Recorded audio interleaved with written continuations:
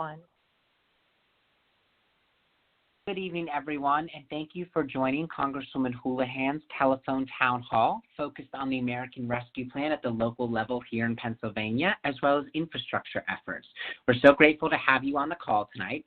At any point, if you have a question for Representative Houlihan or one of our guests, please press *3 on your phone. That will transfer you to one of Rep. Houlihan's staffers who will take down your question and put you into the queue. So again, at any point throughout the call starting now, if you have a question, please press *3. With that, I'd like to hand it over to Representative Houlihan. Thanks, Connor, and good evening, everyone. And thank you so much for joining our telephone town hall tonight. Tonight, as Connor said, we'll be focused on the American Rescue Plan at the local level and on infrastructure. And I'd like to start by thanking all of you. Over the past year and a half, our community has really been through so much together. We have lost loved ones to this virus, and our economy has fallen and forced people out of work. People are still here processing the grief and the trauma that has been brought on by this unprecedented tragedy. But through it all, our community really has demonstrated our resilience. We have banded together, followed public health guidelines together, and can now boast together one of the highest vaccination rates in the entire nation. In tragedy, a community often shows its true character, and what I have witnessed is a community that is compassionate, empathetic, and dedicated to one another. It is really a privilege to represent you all in Congress. Right now, I do think that we're at a crossroads. We're hopefully at the tail end of this pandemic. If you're on this call and have not yet been vaccinated, I hope that you will do so quickly. The science is clear that these vaccines are working and that they're the most effective tool that we have to beat this virus once and for all of us. But as we know, COVID was not just a crisis in public health. It was also an economic crisis, one that affected local communities like ours across the country. And that's why I was a champion for something called the American Rescue Plan, a comprehensive bill that was signed by President Biden that works to crush this virus and to begin to reopen and rebuild our economy, with a particular emphasis on our smallest of small businesses, on infrastructure, and on our local communities. I worked with my colleagues in Congress and the Biden administration to secure millions of dollars, both for Chester and Berks counties, including the city of Reading, totaling over $300 million. And here's what some of these funds will go towards supporting public health expenditures, including funded COVID-19 mitigation efforts, medical expenses, behavioral health care, and certain public health and safety staff. It'll go towards advancing negative economic impacts that are caused by the public health emergency, including economic harm to workers, to households and small businesses, to impacted industries and the public sector here in Chester and Berks counties. It will also go towards providing premium pay for essential workers, offering additional support to those who have and will bear the greatest health risks because of their service in critical infrastructure sectors. These workers have been our heroes during this crisis, and we owe them a lot more than just lip service and adoration. Investing in water, sewer, and broadband infrastructure is also included in this package, making necessary investments to improve access to clean drinking water, support vital wastewater and stormwater infrastructure, which is sorely needed as well. Just this month, Newland Township and surrounding areas experienced nearly double the average monthly rainfall in June. And during a flooding event across Chester County, 22 people were in need of rescue. So these funds will go a long way to help improve the necessary infrastructure we have here to prevent such occurrences from happening in the future. The legislation also expands access to broadband internet. For over a year, many students have been forced to do their schooling online, which was nearly impossible for those children without access to quality, high-speed broadband. And we really have to change that going forward, not to mention all of the people who have relied on that broadband for telework as well as for telehealth. I'd also like to highlight how the American Rescue Plan will continue to support our small businesses, which are the backbone of our local economy. The legislation included crucial support for the hardest of hit small businesses, particularly those smallest of small businesses, with EIDL grants, which is an emergency disaster loan, and expanded PPP eligibility, Paycheck Protection Program eligibility, and much more. And of course, this package made historic investments in working families right here in Pennsylvania, including direct housing assistance and nutrition assistance for 40 million Americans, including supporting 27 million children with an expanded child care tax credit and 15 million low-wage workers through the Earned Income Tax Credit, including an infusion of $40 billion into the child care industry that will help our centers stay open and families be able to pay for care. It also includes paid family and medical leave for federal workers and paid leave tax credits to help more women be able to stay in the workforce. And finally, vital resources that protect the jobs of our first responders, frontline public health workers, our teachers and transit workers, and many other essential workers. This American Rescue Plan is about helping people. And frankly, that's what every piece of legislation ought to do. And it's what's on my mind when I go to Washington, D.C. to work and assemble the next package, an infrastructure and jobs package here in Washington. As many of you probably know, we are currently debating what the infrastructure and jobs package will look like. And I've already been working with local community organizations to make sure that we hear from Pennsylvanians exactly what is needed. What can we do to make sure we improve our infrastructure and, by extension, the lives and livelihoods of people who work right here in Chester and Berks counties? Already, the Transportation and Infrastructure Committee has approved, on a bipartisan basis, funding that I've been advocating for, including over $18 million for critical infrastructure projects. And here are some of them. We got $4.8 million allocated for the Exton Station intermodal connectivity, $4 million for Pennsylvania 12 West Highway resurfacing of 422, $4.9 million for the Schuylkill Avenue Bridge, and $5 million for the 222 hard shoulder. Repairs to these structures are very much long overdue, and I'm working with President Biden and congressional leadership to make sure that this funding gets fully approved so that these repairs and more can begin as soon as possible. And I'll keep working in Washington to make sure we secure more funds for local projects like these, projects that will not only improve the physical structure but also create jobs. Because to me, successful infrastructure is one that invests both in the structures that need repairing, bridges and roads and tunnels, and in the people who will work on those and repair and benefit from them. So that's the update from me on what's happening in Washington and how we're working to deliver tangible results right here back home. And tonight, I'm really honored to be joined by Marian Moskowitz, our Chester County Commissioner Chair, and Abe Amoros, our Managing Director of the City of Reading.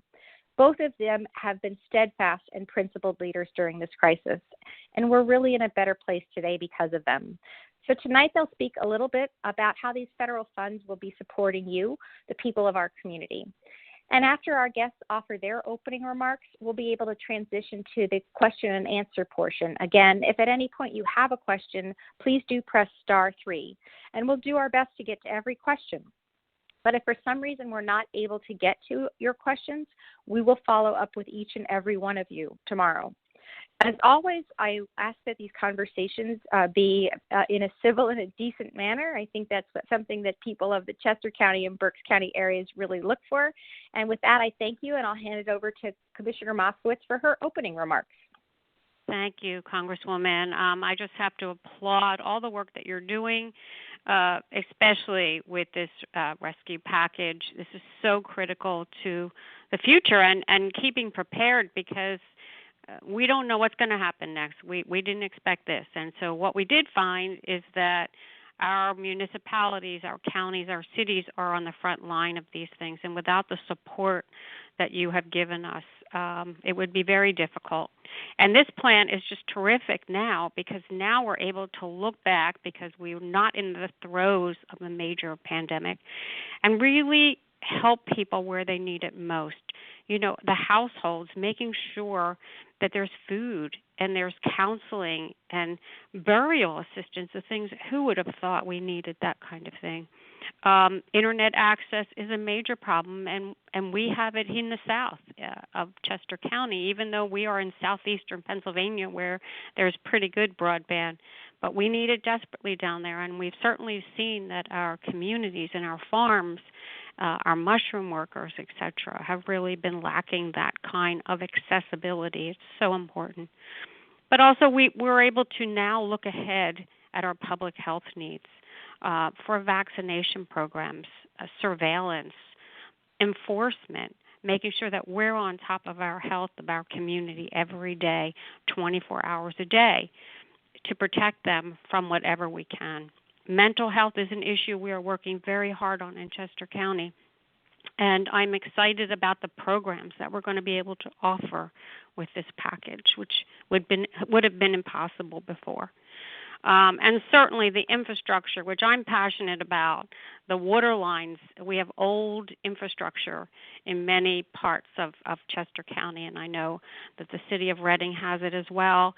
And so to be able to upgrade those and replace those to make sure that everybody has clean drinking water is just critical to the health and welfare of everyone. We're excited because in Chester County we're going to set up priority areas, and we have a results team for each one of the priority areas that you mentioned.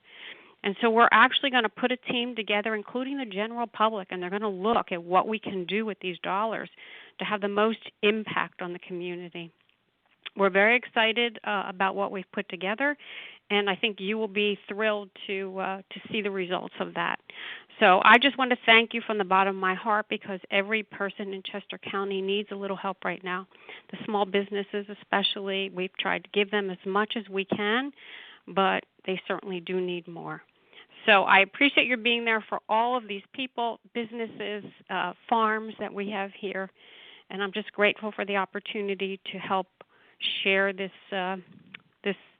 pot of gold that people need so desperately. So thank you. Thanks, Marian. That's very, very nice. And I really appreciate the insight into what's going on in our communities, and look forward to the questions from people. And a reminder, *3 for questions if you have them. Next, over to Abe Amoros for his remarks, the City of Reading's Managing Director. Over to you, Abe. Thank you, Congresswoman. I greatly appreciate the opportunity to address the public in terms of the American Rescue Plan and the City of Reading's plans on this. As you mentioned so eloquently, this money is to help communities, help residents. We view this as being very generational. We're getting one bite at the apple, so we want to do it correctly. And as the Congresswoman alluded to earlier, President Biden signed the $1.9 trillion plan, H.R. 139, into law on March 11th of 2021. For a total of $360 billion for state and local governments, the Commonwealth of Pennsylvania will be receiving roughly $7.1 billion, Berks County $81.6 million, and local governments are to receive about $130.2 billion, with cities receiving about $65.1 billion. The City of Reading's disbursement is a total of $61,134,970, and I'm happy to say that we've received the first tranche on June the 9th for the amount of $30,567,486, and the second tranche will be deposited into our account by the end of March 2022. The city has until December 31st of 2024 to commit the funds, and has until December 31st, 2026 to spend the money. So I have made this clear. We are not in a rush to spend the money. We wish to spend it correctly. We want to do it right the first time. And as I mentioned to council members last Monday during a presentation, we want to have as much input as possible for the community. And the mayor has made it abundantly clear to us that every nickel is to be spent accordingly. We've established an internal working group that has met on 4 occasions, includes the Departments of Public Works, Finance, Fire Department, Community Development, and the Reading Public Library System. And we've had internal and external requests for funding. And of course, infrastructure is at the top of the list for the mayor, because this is going to be generational. And we're looking at improvements for sidewalks, streets, parks, playgrounds. Again, quality of life issues that people deeply care about. We participated in several webinars with National League of Cities, the Pennsylvania Municipal League, Senator Bob Casey's office as well. And we understand that this money is going to support public health expenditures and address the negative impacts caused by the public health emergency, while replacing lost public sector revenue and investing in our water, sewer, and broadband. We also know that it cannot be used for replenishing the budget, our rainy day fund, or reserve accounts, cannot be used for personnel beyond 12/31/24, and it cannot be used for paying interest or principal on outstanding debt, nor pension requirements. Our financial records are going to be crisp, but we need to have them in place for a period of 5 years. And part of the American Rescue Plan also allows for a consultant to assist with managing and administering the funds. That is an eligible cost. So let me talk to you a little bit about some external requests that we received for tourism and hospitality. For instance, the Santander Arena, Pennsylvania Americana region, the Pagoda Foundation, the Reading Fighting Phils, Berks History Center, and today we received a request from the Reading Museum as well for consideration. And of course, businesses showing declines in employment and revenue may also be eligible for these funds, and the recipients must show records of negative impacts, of course, and also disproportionately impacted communities may qualify for this money, as well as any vaccine incentive programs that are out there as well. So we have our hands full in terms of requests, and we have our work cut out for us, but I just want to stress that this process is going to be slow, deliberate, methodical, transparent, open, and honest. And we'd like the public's input as much as possible because, again, this is generational spending and something that we're taking very seriously to positively impact the lives of the residents of the city of Reading. So, Congresswoman, thank you for having us as members of the city administration to discuss our plans with the public. Thanks, Abe. I really appreciate that. A really good overview of all of the checks and balances, so to speak, that are put forward in this legislation and these resources, and really thoughtful ways that you guys are going about making sure that you have a good process for that. And I really appreciate that. And with that, I think we're going to be turning over to questions. And so over back to Connor, who will be helping us with people who are in the queue. Again, please do hit *3, and I will hand it back over to Connor. Thank you so much, Representative. Our first question tonight comes from Doris in Chester County. Doris, you should now be on the line. Hello? Yes. May I speak? Hi, Doris. We can hear you. Yes, we can. Yes. Thank you, Representative Houlihan. Last year, I emailed you about repair services improvement in service at the Coatesville, Pennsylvania, and the Parksburg, Pennsylvania Amtrak stations. And you did reply, but I don't remember your response. I just wanted to bring it up again and to find out if there has been any room in the infrastructure bill for doing these kinds of improvements that are needed. And what they are include, we need an elevator at the Coatesville station and lighting, much better lighting. It's a dark, dim station, has a lot of steps, and from what I could see from the train when I was riding on it, it wasn't very clean. And I don't know if they even have a restroom, less than a waiting room. Parksburg needs to open. They have a waiting room, but it's been closed. They don't have anyone manning it, and you can't get to a restroom. And to get up on the train, I'm 87, and I use a walking cane, so I get help from the conductor gets off the train, and they help me step up on a railroad tie. So they need a platform, and also they need a better parking space for I don't know whether it's east or west, the one side of the station. Doris, I don't mean to cut you off. We do have a ton of questions, but I did want to give Chrissy a chance to answer it. Yeah, no problem. A detailed background. Thank you. Yeah. Hi, Doris, and thank you so much for the question and for reaching out to our office, making sure that you guys can hear me, right? Yes, we can. Yep. Okay, great. And I really appreciate these particular issues, and we'll be following up with Chester County on them as well. And these kinds of decisions that you're talking about are exactly the kinds of things that I want to make sure that we have resources for, but that they're also the decisions that are made at the state and local levels to make sure that whenever we're allocating resources to places like ours, to Chester County, that those decisions are made here in Chester County and in Berks County. And so there are some exceptions to that. As an example, as I mentioned, a couple of projects, the $4.8 million for the Exton train station connectivity, for the highway resurfacing of 422, for the Schuylkill Avenue Bridge, and for the 222 hard shoulder. Those are big, pieces of funding. But for the ones that are more broad and across all of the different stations that you're talking about, again, a lot of the federal infrastructure package has to do with rail, and it'll be a matter of making sure we get the dollars allocated and appropriated for that, and then hopefully a matter of making sure that we're working locally to get that done. I have also we have submitted as part of our community funding projects, a train station parking facility in the city of Coatesville, which remains to see if we're going to be able to have that amount authorized. We will probably know a little bit more about that next month. But if it's okay, I'll pass this over to Marian to talk a little bit about that process of figuring out where resources go at the county level.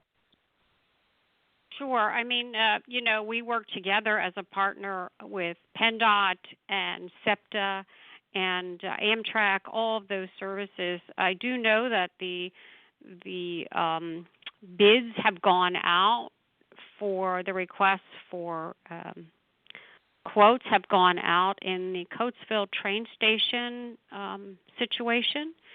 And I think they went out, maybe 2 weeks ago. There was some delay, but I think they have gone out now. So I see that's moving. I know that Parksburg is having some painting done. I don't know about the room that you spoke of, but I can certainly check that out. But it is a Amtrak and SEPTA working together, and the funding usually comes directly to one of those agencies, not necessarily through the county government for those projects. Thanks, Marian. And Abe, would you mind speaking? Sorry, Christy. Just Abe, would you mind speaking a little bit to that same issue in Reading in terms of how the decisions are made and allocations are decided?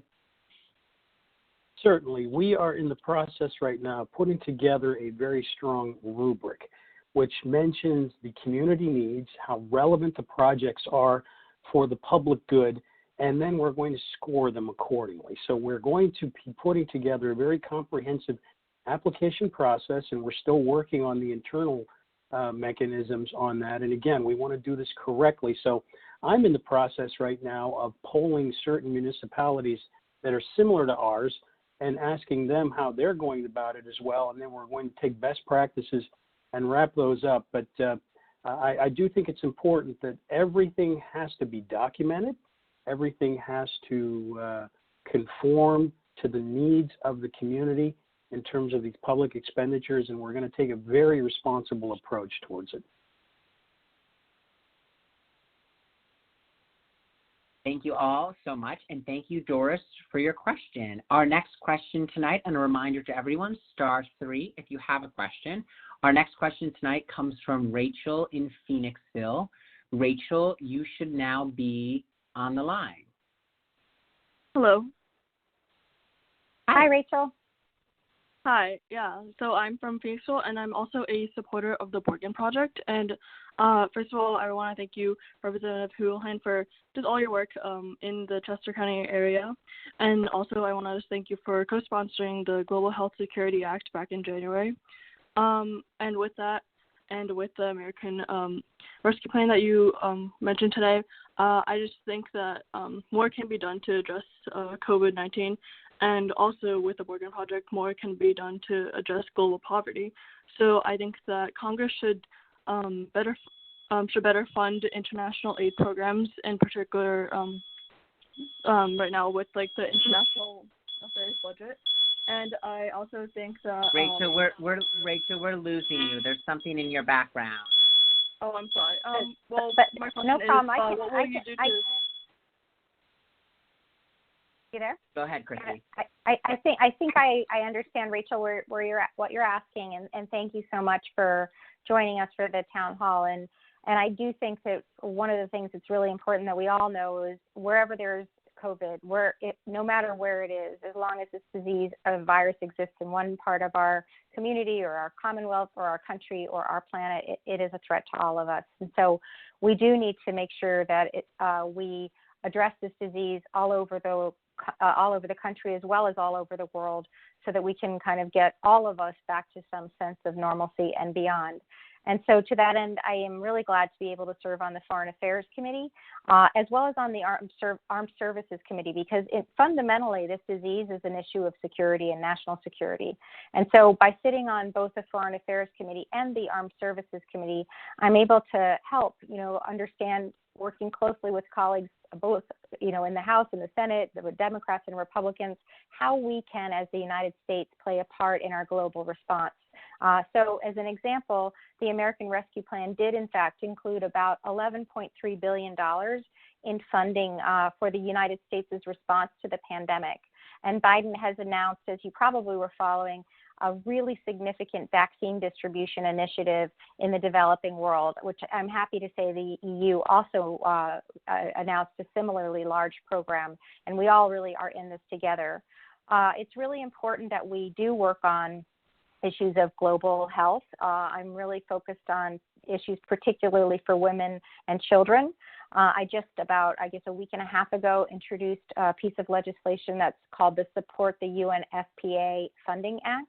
The UNFPA is a group, a nonprofit, that helps ensure that the U.S. and other nations are helping the United Nations Population Fund to make sure we continue to protect and elevate women and girls and their health around the world. So, of course, COVID is, what most of us are talking about right now, but we really have to make sure that we are getting women and girls good health care and good educations and good opportunities for work, so that we can have a more peaceful world. And so I will continue to work on these issues that I think are globally important and from a national security perspective, essential as well. Thank you so much, Rachel. Our next question this evening is for both Marian and Abe. Comes from Barbara. Barbara, you should now be on the line. Hi. Thank you Barbara. so much. Thank you so much to all of you for all you're doing. My question and comment are on roads, bridges, and railroad tracks. How soon do you think that these projects will get off the ground? I'm particularly concerned about a ship road has a railroad bridge, and every time it rains, that it pours out these big blocks of stone, and it looks like an accident waiting to happen. And I think this is a problem all over Chester County, where we've got old railroad ties, old railroad bridges, and our roads are in a mess. So I'm hoping that this repair work is going to start sooner rather than later. So Thank you. This is Marian, Barbara. Thank you for that. Stormwater runoff is a major problem, not only in Chester County but elsewhere, but it really, really is a terrible problem here. And a lot of it is we have a lot of roads, and the runoff from the roads goes down into the property lines. On the railroad siding, I don't know exactly which one, but I will look it up. On Ship Road, you said. A lot of that is private property. The railroads own that line. So we'd have to take a look and see how that runoff affects the properties downhill and the flooding. It's certainly, part of the infrastructure that we're able to look at, and it would come from your township to us. As I mentioned earlier, we're setting up this results team where we have people from the community and as well as our solicitor and a consultant to talk about how these funds should be used. And we're going to put out information to all of our municipalities so that we can partner with them and try to help them. They also have dollars for these kind of stormwater runoff situations. So we will work together and try to get as many projects as we can. I know it's a priority in all the municipalities. But thank you for the question. Stormwater runoff is a major problem. Yes, thank so you much, for the Marian. question, Barbara. Greatly appreciated. I just wanted to chime in, if I may, on the expenditure of these funds. I made it a point earlier to say that we are in the process of getting it right. We're not in a rush to get this done, but we are working with Public Works in terms of when it would be a good time to work on our streets, on our sidewalks, And as far as railroad tracks are concerned, we have to ensure that those tracks are on public property versus private property. As you know, many of the rails belong to either Norfolk Southern or another entity. So that's the first thing, is we need to ensure that we're doing everything legally and addressing some of the needs in a public setting. So that's the first thing we want to do. But we are going to be very aggressive in the way we approach fixing our sidewalks, fixing our streets.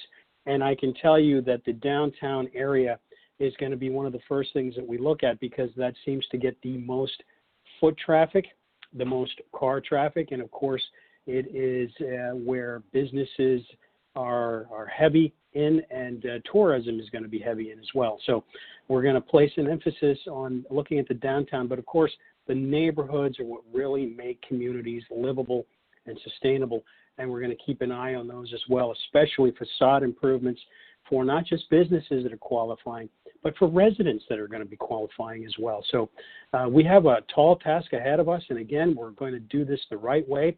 We're not going to rush into it, and we're going to have some timetables in place, but again, the emphasis is on getting it right first. Perfect. Thank you, Abe and Marian, and thank you, Barbara, for your question. Our next question comes from Westchester, and I'm sorry, our transcriber didn't get your name. Hi, you are now live. I think Ion Agazaran. Yes, my name is Leon. Good evening. Good evening. Apologies, Leon. How are you tonight? Good. So my question is as follows regarding the American Rescue Plan. Obviously, roads and bridges are a component of it, but it seems that many other things have been packaged into it, such as broadband, childcare, green energy. I heard one of the individuals on the line talk about mental health, things that just do not strike me as being related to infrastructure.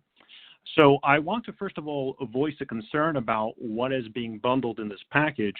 But second of all, I want to have an accurate picture. What percentage of the money in this bill is actually for roads and bridges as opposed to these other matters? And finally, is it possible to split these things up, to split this bundle and only deal with roads and bridges as one issue and handle these other items in a separate bill? Thank you, Leon. Christy, I'll hand that one to you.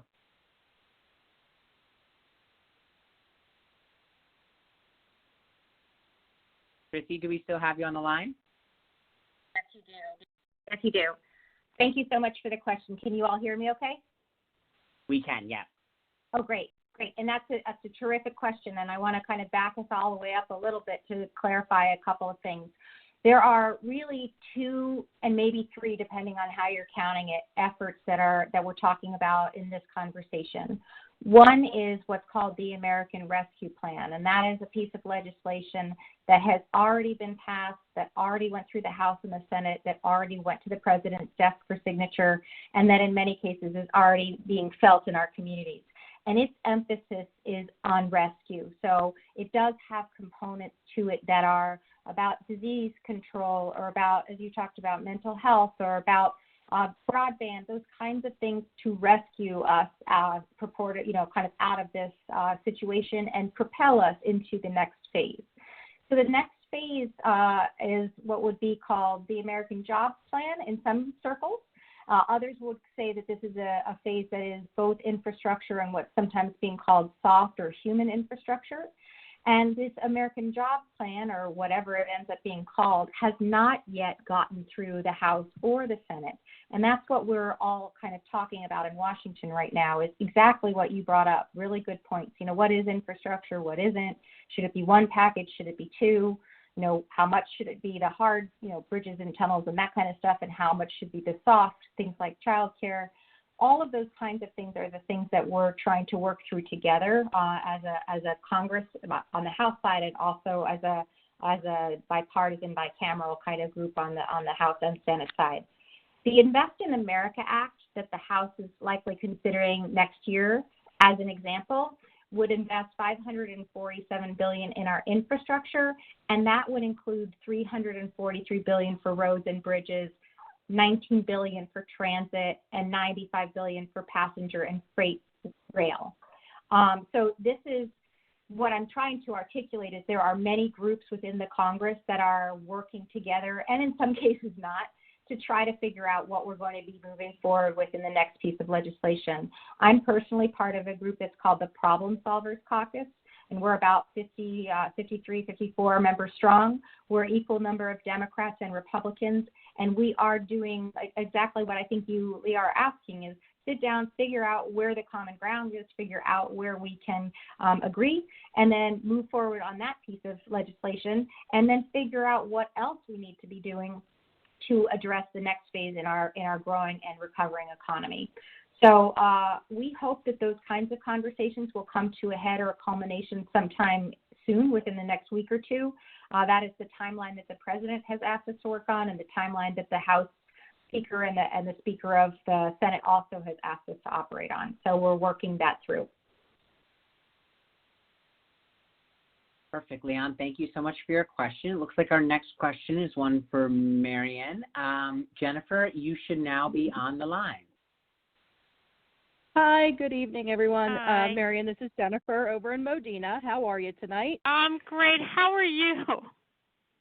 We're doing pretty good over here. So my question goes back to you talked about forming the sorry, now my words are slipping from me. The results team. There you go. See, you always know what I'm talking about. So my question is in regards to the results teams. You touched on it a little bit, but could you give us a little more information as to what you're going to be looking for people to be on those teams? I know you said you're going to reach out to the municipalities in regards to that, but just so people know what, how they can be involved and what the criteria is. Yeah, absolutely. We're not going to be reaching out to municipalities, but we are in communication with them for their needs. But the results team, we're going to put together finance, solicitor's office, 3 county employees that are not, in charge of anything. They're just people like you and I, and then 2 people from the general public.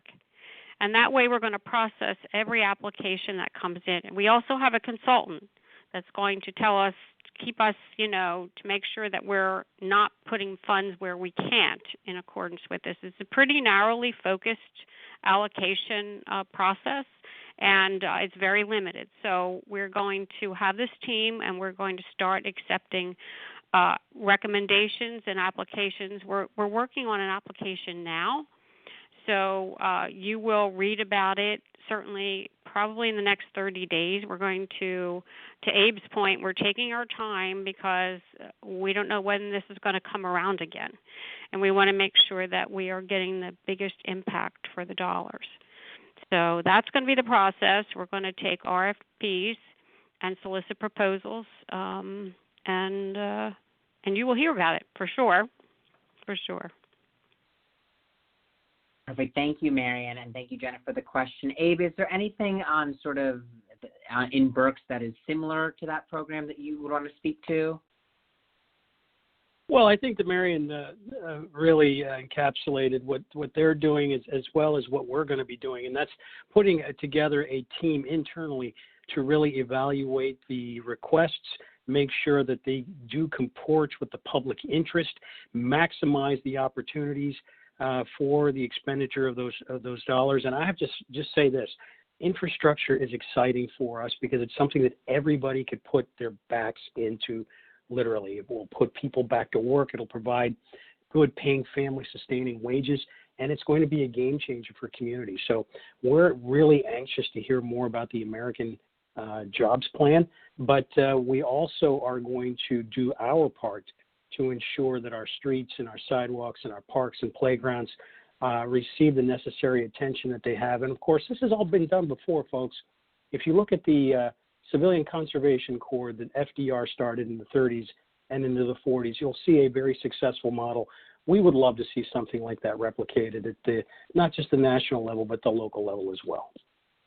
If I could just add something, I just want to make note. Jennifer is the borough mayor and of Modena, and recently, with all of the rains we had, Modena suffered greatly. Businesses, homes, And Jennifer has a small community, but she was out there working so hard to make sure that her residents had food and clothes. I saw it firsthand. And so, these are the kind of communities that need help. Certainly, these dollars help a lot, but they need more infrastructure, which will come from the other plans that Congresswoman Houlihan spoke of. Jennifer, I just want to thank you for all you've done. It's incredible. All right. Thank you so much, Jennifer. Thank you for your question. Our last question tonight, and we completely understand there have been over 2,500 people on the line at our peak. So there are tons of questions we haven't yet gotten to, but our policy in this office is always that for questions that we didn't get to, or even if you pressed star something we weren't able to get to you, within 48 hours, a member of Chrissy's staff will call you back to provide an answer to your question or to take down your question and give an answer. So with that, I'd like to turn to our last caller for the evening. That is Lynn in Phoenixville. Lynn, you should now be on the line. Good evening, everyone. Good evening, Congresswoman Houlihan. Thank you so much for this opportunity. I am a blind person who's recently relocated to the Phoenixville area. And I know from my history of advocating for blind individuals within the Commonwealth, Chester County has a really challenging public transportation system. There's a lot of people here who want to go to work, and unfortunately, the public transportation system cannot support them getting to an employment opportunity. I was wondering if there was any of the funds for the infrastructure that will be going to support the creation of new or additional public transportation in Chester County. Thank you very much for your question, Lynn. This is Chrissy. And I'll back up a little bit on this conversation, too, to frame out what's happening as well in the House of Representatives. As I spoke about with Leon, the fact that there was a piece of legislation, the American Rescue Plan, and then a piece of legislation, hopefully the American Jobs Act. There is, on the House side, the place where I work, something that's called the Invest in America Act. And the Invest in America Act is a version of the infrastructure plan that has been now passed through the Committee of Jurisdiction, or the Transportation and Infrastructure Committee, and it was passed bipartisanly out of that committee. And so I'll tell you a little bit about what's in the Invest in America Act, which hopefully then will end up in this combination House and Senate, plus the administration's transportation and infrastructure. And then again, Lynn, when that ends up happening and getting passed, then it will come down to the state and to the local level to make decisions on where it will be allocated and appropriated. So the Invest in America Act that I'm talking about includes a lot of investment in public transportation. It includes $109 billion with a B in transit, and $18.25 billion for capital investment grants. So we are, my office is advocating to make sure that we add to that conversation affordable housing incentives as well, because it's really important not just that we build transportation that allows people to get to work, but also that their people's work is close to transportation. So it includes $100 million for a new grant program to increase bus frequency as well, and $4 billion to help state and local governments be able to do those bus lines with low emissions or zero emission grants, so that we can make sure that we're also addressing climate change while we're building out our public transportation system. And lastly, I would say that this bill, the one that did pass through the House and bipartisanly is now out of the committee and hopefully will be part of this larger infrastructure package, has $1 billion in funding to make sure that transit stations are in compliance with the ADA. And so I know that there was an earlier question about ADA compliance. This piece of legislation has that in it as well. If it's okay, I know, Connor, we've run over a bit, but I'd like to still turn it over to Marian and to Abe if they have anything to add as well. No, I mean, I think that it is so confusing for the general public to sort out which bill has what in it, and some of it does all run together. There are some lines that are similar, but certainly in Phoenixville, actually from Berks County to Philadelphia, the three commissioners, the commissioner of Berks County, the commissioner of Montgomery County, and myself, we're working on to restore the regional rail going to Philadelphia through Phoenixville, through a couple other towns. So we're working on that. Hopefully that will, the new funding that hopefully will be passed soon on the infrastructure will also add to that. But also just getting local transportation. It's very hard in Chester County. We just don't have enough of it. And we've been working with SEPTA trying to increase that. It's just difficult because they are losing $1 million a day at SEPTA right now until they get back on their feet, and it's going to take a year. So we're hoping for a great big infrastructure package to help move these projects along, but it's going to be a while. Thank you for the question, Lynn. I believe that the Congresswoman and the Commissioner covered it, so I don't have anything else to offer, but thank you.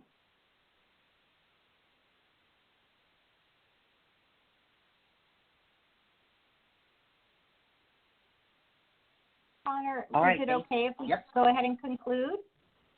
That is, yep, we are on track to you, so I hand it over to you, Chrissy. Thanks, Connor.